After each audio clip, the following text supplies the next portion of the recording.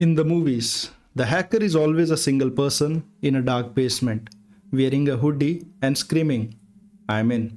Well, forget that. That is the Hollywood myth. In the real world, hacking isn't a hobby, it is a multi-billion-dollar global industry. Welcome back to the Silent Defender. In video 1, we learned the CIA triad, and in this one, we are going to master the single most important rule of war: know your enemy. Hackers are individuals who use technical skills to gain access to computer systems. But based on ethics, they are categorized into three main groups using the hat system. They are white hat, black hat, and grey hat.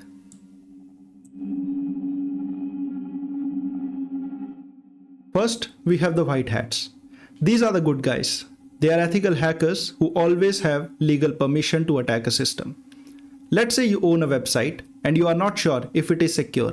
You give permission to white hats to test your website by attacking it, under strict rules. Their only goal is to find the loopholes before the bad guys do, so you can close them. Opposite to them are the black hats. These are the cyber criminals. They operate purely for malicious gains, without any permission or legal right. If they find your important data, they are stealing it, locking it, or deleting it. And then we have the grey hats, the neutral group. They don't have permission to attack and they often break the law to do it, but their intention is not malicious. They might find a huge security hole and then email the company to tell them how to fix it, perhaps in exchange for a reward. They are technically illegal vigilantes sitting in that fuzzy moral grey zone. Those three are standard, but the cybersecurity world actually has a whole rainbow of hats. Let's quickly break them down. First is the red hat. Think of them as the Batman of cyber world. They don't just defend against black hats. They aggressively hack back, infiltrate the criminals, and destroy their servers. It's effective, but often illegal.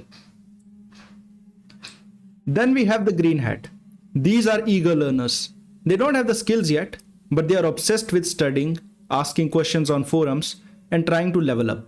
If you're watching this video to start your career, congratulations, you're officially a green hat. And finally, the blue hat. These are external security experts invited by a company to do brutal stress tests on unreleased software to find the ultimate flaws before it even goes public. Now that is the hat system for ethics. Now let's look at who these attackers actually are. Every attack is driven by a specific motivation: financial gain, political warfare, pushing an ideology, or simply boosting their own ego. Let's look at the main threat actors.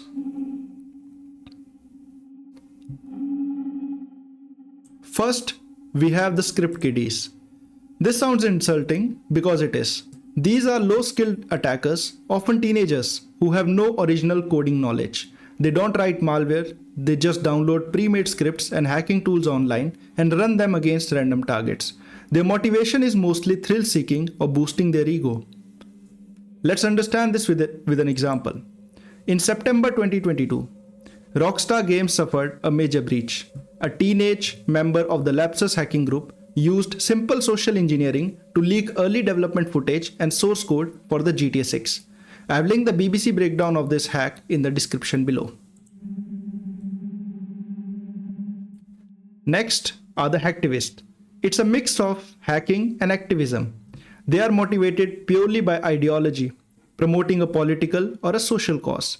Their goal is not to steal money, but to spread a message or shame their target.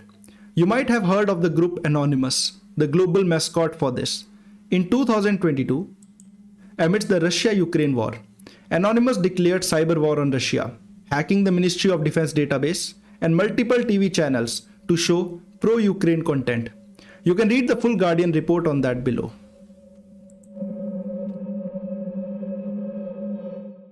Next, we have the apex predators, nation states. These are highly skilled, extremely patient, and have unlimited government budget. Their goal is global politics, espionage, or economic warfare. These are professional military units, often called APTs or Advanced Persistent Threats. The ultimate example is from 2010, the Stuxnet worm. This incredibly advanced malware physically destroyed nuclear centrifuges in Iran by taking over their industrial control systems. It was the first time code created real-world physical destruction. And the last threat doesn't come from across the globe. It comes from across the hall, the insider threat. It is anyone within the organization, an employee, a contractor, or a partner who already has access and abuses it. Firewalls can't stop them. They are motivated by greed, revenge, or a massive payout from black hats buying passwords on the dark web. In 2023, two ex-employees of Tesla caused a massive data leak where the personal information of 75,000 employees was breached. The case study for that is also in the description. Now, before we wrap up, where do cybersecurity professionals actually track all these attackers? You don't need a top security clearance for that. The industry uses free public databases, and the gold standard is the MITRE attack framework. If you go to the website and click on the groups, you can literally scroll through the profiles of real-world hackers, syndicates, like the Lapsus group we just talked about.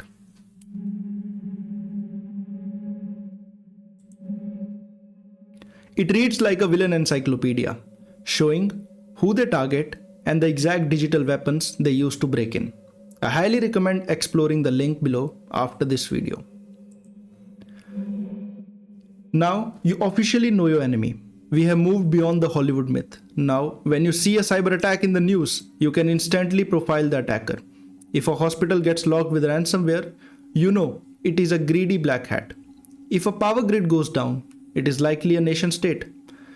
We know the who, but in the next video, we will break down the what, the exact digital weapons they are using, from ransomware and viruses to phishing.